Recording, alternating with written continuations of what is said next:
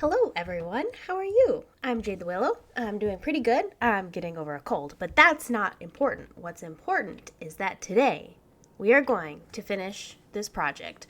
This whole island is going to be completed. Well, mostly. This project's been going on since July. Don't ignore the trees over there, and is now May. And it's time to finish it up because it has gone on long enough. We've covered pretty much the whole story. There's lots of little bits I could add in, and maybe I will add them in some point in the future, but we are going to finish it up, tie a nice little bow on it. To recap, you were stranded on this mysterious island plagued by dark magic when your ship was suddenly swept away in a storm, and you are stuck here surrounded by this giant fog wall behind me. And as you debark, get off the boat, and explore the island, you go through farms and cities and underground passages and old ruins, and you have to solve different puzzles.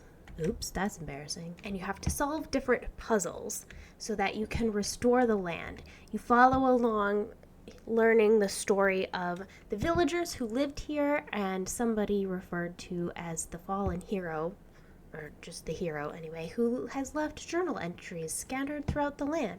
And as you complete the puzzles, you restore the island. There's a lot of problems with this map because it's my first one, but we're going to finish it today by adding in the castle here, where we'll meet the king who ruled the land, who made the final order that it is time to leave because the bad magic and the drought were making this place unlivable. But let's get building because I've been talking for a while and we want to see the builds, do we not? I already have my plan for how we're going to incorporate a puzzle into this one, and I'm super excited about it. But let's get started like I said we would do earlier. I'm very chatty today, I guess. I've been looking forward to building this castle since the very beginning of this project, ever since I decided I was going to put it on this fantastic rock here, because I just think it's a great place to put a castle. So, as you can tell, we switched over to the warm color palette. I decided that sounded a lot more fun, so that's what we're going to do. So I roughly wireframed out the castle using the red wool before I got started, just so I had an idea of what I was going to do and where all of the different parts of the castle were going to be. Mostly we kept with the wireframe plan. However, I did change a couple things as we went along, just because you never know when inspiration's going to strike in the moment, or if there's going to be something that just doesn't fit together like you originally thought it was going to. So I went along with a few adjustments.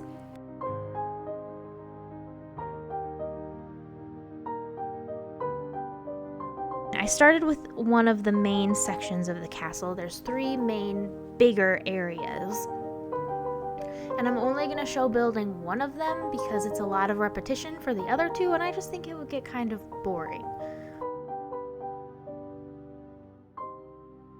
This castle came together a lot faster than I thought it was going to, and I think the main reason, again with the other buildings, is that we already have our design elements figured out and we already have a pattern to follow, like with the roof line and with the different ways that the wall blocks going up and down vertically along the sides of the walls.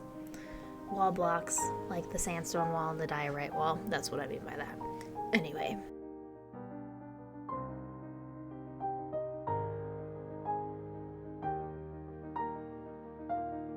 This castle area, this part of the map, is going to focus on the king and the villagers coming to the king, and it's going to show how the king cannot support the people because the island is being drained of all of its resources. So even if they come and ask, he just can't grant that. And there's going to also be a proclamation, a royal decree telling everybody that it's time to leave, and they're packing up the boats and sailing out.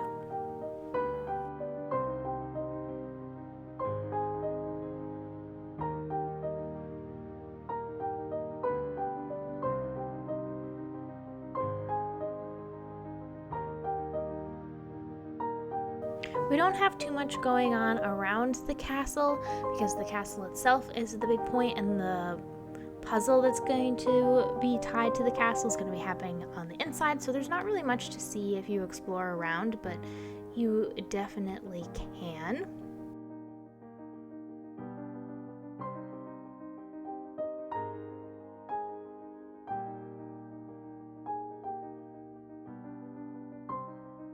So now that we have the outside done, we're going to do the interior, and I think since we just did a time lapse, we're just gonna do a transition, right? The interior has been completed. Again, it's a little plain because everybody left 50 or so years ago and nothing's been happening. So it's a little scarce, and I'm excited to be working on a project where I don't have to have these limitations. It's fun, for this for a little while. But anyway, there's just this little balcony up here. Oh, and I was really excited about, and I kind of forgot to show you, this door here, so that when you're walking up, it's not just like wide open, because this is supposed to pretend that there's another gate here that could be closed if needed, so there's not just this one little flimsy wooden gate defending the castle. I have this door that's partially cracked open, and so if you're exploring this area, you'll head over to this transitional hallway between spaces, and then we come into this space, and these pillar designs are, I tried to kind of mimic the styles we've been using, and it is maybe a little weird, but that's okay. Is where our puzzle is going to be taking place. And my idea for the puzzle is to do one of those, like you have to hop and walk specifically in the right place, otherwise you're gonna trigger a trap. So of course, I forgot to mention, we have to turn this into the Zapped of Life version before we can do the puzzle, because the puzzle doesn't actually go in this castle. All right, here we have our castle that has been transformed into our other color palette, and over there you can see the world mishaps that have occurred. So starting at the beginning, going all the way down through this whole area, we're going to have pressure plates, and then at the very end we're going to have this lectern, which is going to have a book on it, and when you get to the end, this will be the final order from the king saying that it's time for everybody to go. And when you open the book and flip to the next page, that'll be the trigger to reset this to the restored version. And then what we're going to do is match the pressure plates to the floor, but this here is not the path. What we are going to do is use these oak logs, and this will be the path. And I have this whole space underneath to run my redstone, because all along the edge will be the trap. So if you trigger this, something bad will happen, like you'll get hit with poison arrows. I'm going to place these pressure plates as I tell you about the story. We're going to add in a little offshoot, bring you to a log kept by presumably the royal advisor or a scribe, to show how the villagers are coming to the king with their problems and how the king is or is not able to help. And it's just going to show how desperate the villagers are and how the king can't support them. So I added that log that we were talking about while I was building, with the court, holding the court. Anyway, it's over here, and I have a separate little path that comes off the main path, so you can get there.